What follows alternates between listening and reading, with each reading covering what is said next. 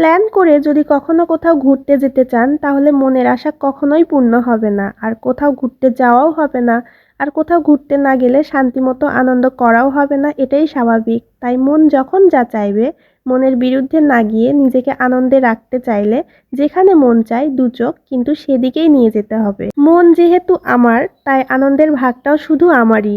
সবাই যতই আনন্দ করুক না কেন, মন থেকে আপনি নিজে হাসি খুশি থাকতে না পারলে কখনোই ভালো লাইফ কাটানো যায় না। ভালো লাইফ কাটানোর জন্য অবশ্যই প্ল্যান ছাড়া ঘুরতে যেতে হবে। তাই আমিও আজ চলে যাচ্ছিলাম নিজের মনকে আনন্দে রাখতে ঘূর্ণিঝড়ের মতো ঘুরতে।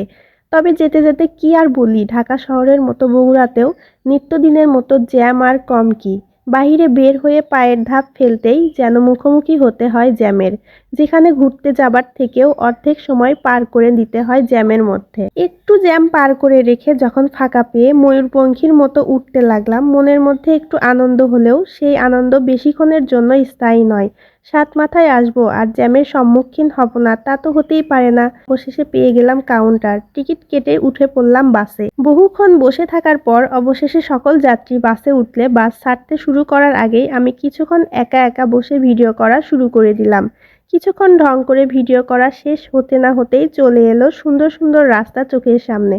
এত সুন্দর সুন্দর রাস্তা দেখে কি আর চোখ ফেরানো যায় বলেন। শুধু দেখেও শান্তি হয় না যতক্ষণ না পর্যন্ত ক্যামেরা বন্দি না করা যায়। কেননা শুধু নিজে দেখলেই নয়, এত সুন্দর সুন্দর রাস্তা যদি আপনাদের নাই দেখাতে পারি তবে সবকিছু সার্থক মনে হবে না। তাই যতটুকু পারি যেতে যেতে পুরো রাস্তার ভিডিও ক্যামেরা বন্দি করে নিলাম। যেতে যেতে হঠাৎ যখন শেরপুরে এসে থামলো, চোখে পড়ল স্কুল বাস।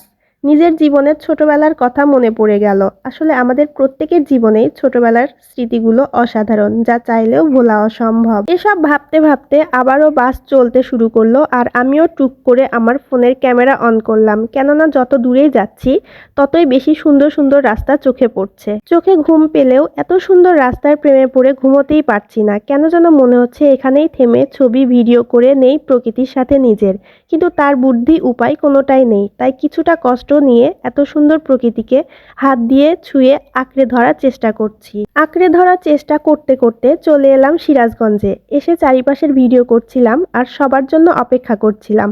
বসন্তের সময় চারিপাশের রাস্তাগুলো, বিশেষ করে গাছের নিচে বসে এমনিতেই অনেক ভালো লাগে। কেননা গাছের সব পাতা চারিদিকে এমনভাবে পড়ে যেন সব পাতা নিজেকে ঘিরে ফেলছে। এমনভাবে যদি ভালোবাসার মানুষটা সবার ভালোবাসার মানুষকে ঘিরে ফেলতো। যাই হোক, এসব কথা একা একা ভাবতে ভাবতে সবাই চলে এলো স্টেশনের দিকে, গিয়ে আবারও বসে থাকতে হলো ট্রেনের অপেক্ষায়। আর শুধু অপেক্ষা আর অপেক্ষা। জানি না গন্তব্যস্থলে পৌঁছাতে আর কত করতে হবে অপেক্ষা। অপেক্ষার প্রহর যেন আজ শেষ হচ্ছে না। ধৈর্য শেষ হলেও শেষ হচ্ছে না অপেক্ষা। তবে বিরক্তির মধ্যেও বলতে হয় স্টেশনটা কিন্তু বেশ সুন্দর। যারা সিরাজগঞ্জ থেকে ভিডিও দেখবেন অবশ্যই কমেন্ট করে জানাবেন। স্টেশনে বসে অপেক্ষার প্রহর শেষ করতে করতে নিজের ভিডিও করতে এসে গেল অবশেষে ট্রেন। ট্রেন এলো আর উঠেই পড়লাম সবাই ট্রেনে। উঠে কিছুটা স্বস্তির হয়ে প্রকৃতির ভিডিওর পরেই নিজের ক্লান্ত শরীরের ভিডিও করে ফেললাম।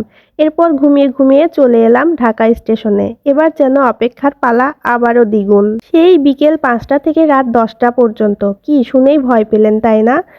আমারও ভয় আর অপেক্ষার বিরক্তিতে যেন সময়ই যাচ্ছিল না। কিচ্ছু করার নাই, বসে বসে পার করতে হচ্ছিল সবার মতো আমারও। অবশেষে রাত 11টায় এসে গেল ট্রেন। আবারও উঠলাম গন্তব্যে পৌঁছার ট্রেনে। রাতের ট্রেনে সবাই ঘুমের দেশে চলে গেলেও আমি কোথায় যাচ্ছি অনেকেই ভাবতে পারেন। হ্যাঁ, কোথায় যাচ্ছি সব আসবে নেক্সট ভিডিওতে। এতক্ষণ অপেক্ষা করে যাচ্ছি আর আপনারা এটুকু সময় অপেক্ষা করবেন না তা তো হয় না। অপেক্ষার পর শেষ করে শেষ পর্যন্ত এলাম। যেহেতু আমরা সবাই মিলে ঘুরতে আসি তাই কোম্পানির নিয়ম অনুযায়ী সিরিয়াল মেনে রুমের চাবি নিয়ে রুম পর্যন্ত চলে এলাম সবাই। 5 স্টারের রুম বলে কথা। রুমে প্রবেশ করতেই যত অপেক্ষার পরেই আমি আসি না কেন, রুম দেখতে আমার সব অপেক্ষার ক্লান্তি যেন এখানেই শেষ। ফ্রেশ হবার আগে আমি সুন্দর করে ভিডিও করা শুরু করছিলাম। তবে আরও অনেক অনেক ভিডিও আসবে। সেই পর্যন্ত সবাই আমার পেজের সুন্দর সুন্দর ভিডিও পেতে ফলো দিয়ে সাথেই থাকুন। আর আজকের ভিডিও কতটা ভালো লাগলো কমেন্ট করে বলতে কিন্তু অবশ্যই ভুল করা যাবে না। সবাই ভালো থাকবেন, সুস্থ থাকবেন। আজকের মতো এই পর্যন্তই। আল্লাহ হাফেজ।